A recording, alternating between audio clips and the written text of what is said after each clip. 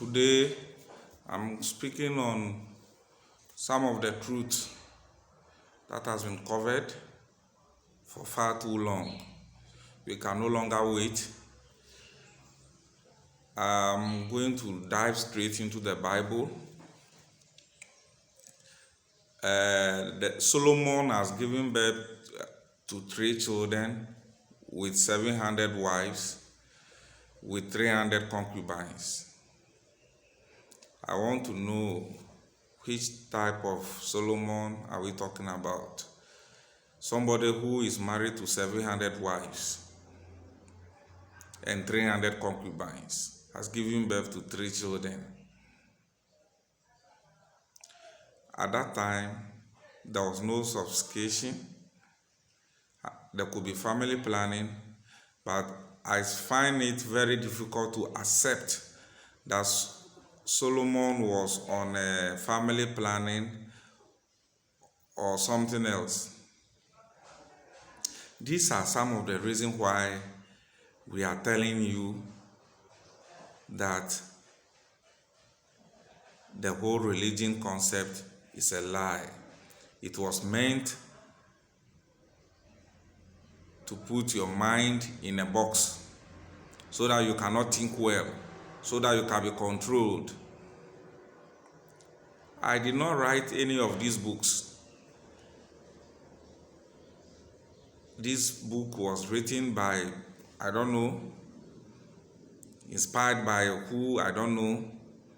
But with time, we have to start asking essential questions.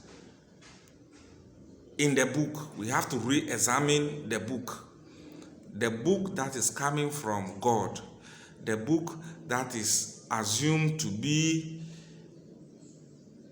a religious book coming from the infinite source of intelligence, shouldn't be too much of mistakes. It's full of mistakes and contradictions, and nobody seems to care because a lot of people are benefiting from it. But at the end of the day, it is doing nothing to the entire human race. Today, this book has become point of contention. The reason why somebody is killing somebody, the reason why somebody is loving somebody. I don't think it is in the God's agenda for somebody to love somebody as a result of a particular book. Human being is the highest expression of God. We are supposed to be at the apex of creation. There shouldn't be any division. There shouldn't be any demarcation among race. We should only have one race, one God. So if the Bible was thrown at you, and within the Bible, it is written in this: one man married 700 wives, the same man is having 300 concubines, making 1,000, and he couldn't even give birth to 10 or 20 children. Then I'm afraid I beg to differ. I want to say without any hesitation that this is hopeless and stupid message. It is not meant to help humanity. I have to be open. We have been naive for some time. We have been afraid. We have been afraid of the Holy Spirit or whatever spirit. I cannot even tell. But at the end of the day, for how long are we going to be afraid of the so-called Holy Spirit and the so-called God, who have even chosen the Israelites over everybody? How many Israelites do we have in the world? Or how many Jews do we have in the world? That God have to choose them above everybody. This is a lie. The true God is within you. The God that created the world is within you. It is even written there in the Bible that the kingdom of heaven is within. The truth is within. The lies is within. So this issue of religion, organized religion, is becoming too much. The world's problem today is religion. We are here as a result of religion. It is written in the Quran that anytime a true Muslim come across an infidel, they don't have mercy on an infidel, onto an infidel, and you have every right to kill or break the head of an infidel. Who is an infidel? Infidel is somebody who doesn't believe in a particular religion. Anybody who finds himself outside a particular religion is an infidel. I am a Christian. I have to consider all Muslims and any other religion as an infidel. So this is Muhammad and Allah coming together, telling you you have the right to catch your fellow man, cut off his head because he is an infidel. No. God can never say that to any man, not even to his prophets, not to himself or to anybody. The love of God transcends the Bible. This is what I want you to understand. The Bible concept, the Quran concept, the Bhagavad Gita concept, the Mahabharata concept was only thrown at you at a particular point in time. And it is not realistic. It is not something we can follow. We have been following it. What have we gotten? You go to India today, there is segregation as a result of religion. They have the caste system, which is rubbish. It doesn't help humanity. You go to Middle East, there is Quran, there is Torah, and there is Christianity as a minority in the Middle East. The Muslims are killing any other race or any other person who doesn't believe in the Quran today.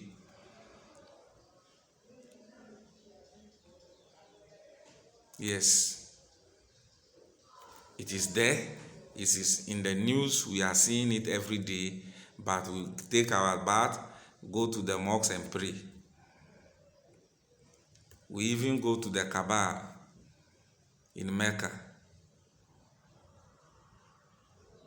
Go and walk around it, throw stones, and come back and say we have performed a ritual. A ritual that we have considered to be a pagan worship. It is now accepted because this is complete madness. We have to grow beyond this, my brothers and sisters. We have to grow beyond religion. We have to grow beyond race. We have to grow beyond languages. We have to grow beyond cultures and come to total realization of one race, because it is not helping. It is only deepening segregation. It is only deepening demarcation, division, and brutality against humanity. Yes. Today, Muslims have an agenda of turning the whole world into Islam community. It will not work. You can go to heaven and hell. It will not work. Christians are also trying their best to turn this place into Christian world. It will not work. The Chinese are breaking down temples or churches every day. They are breaking down mosques in China every day. So how is that? How are you going to penetrate? And Chinese alone put together is getting to 2 billion. The whole world population is around 7 billion, and China alone have taken 2 billion out of it. If you put China, India together, they have taken over 2 billion out of the world's population, and these people are not Christians, neither are they Muslims. So if you are thinking there is going to be a time for everybody to become a Muslim, for everybody to become a Christian, for you to enjoy the peace you are thinking in your mind, then you are living in an illusion. You are living in a world, a fantasy world, a world that does not exist. You are believing in a God that does not even exist. Jesus that does not even exist.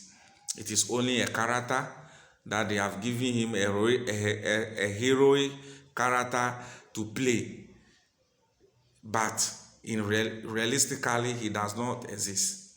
Even if he exists, he does not exist in that character.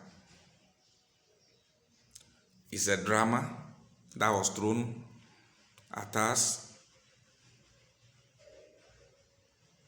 So, it's a pity, but at the end of the day, we are here as people. We have to re-examine ourselves. One man said, unexamined life is not worth living. Unexamined life is not worth living. We have been living like this for a very long time now. Adam and Eve, Adam's supposed to have lived for 930 years. I want to know if Adam lived for 930 years. I want to know when did, just after God's creation, when did God destroy Sodom and Gomorrah, and when did God destroy the world with water, which is Noah's Ark? Because I believe it was not too long after creation when Noah's Ark happened. So if Adam really lived for almost 1,000 years, he should have encountered the Noah's Ark. We have to be asking critical questions. Once we are able to overcome this particular hurdle, I'm telling you, the peace and the peaceful coexistence that we are all looking for, we are going to get it on a silver platter, because human race will now come to full consciousness to the extent that we will be able to overcome greed. We will be able to overcome selfishness. We will now overcome religion. We will now overcome the partitions, the divisions, and see each other as one and treat each other as one. We will throw away Judaism, we will throw away Islamic, we will throw away Christianity, we will throw away a lot of divisions that is really hurting humanity. So continue thinking, continue asking the questions, continue deliberating, continue with your learning process, because you can never end. We are still learning, we are asking questions, and day by day we are coming out with a lot of revelations. Keep following. I have never accepted in any of my tapes or any of my recordings where I supported racism. I will never support racism, but dignity and pride in one's own race. With God here a blessing, I leave you for a while. One love.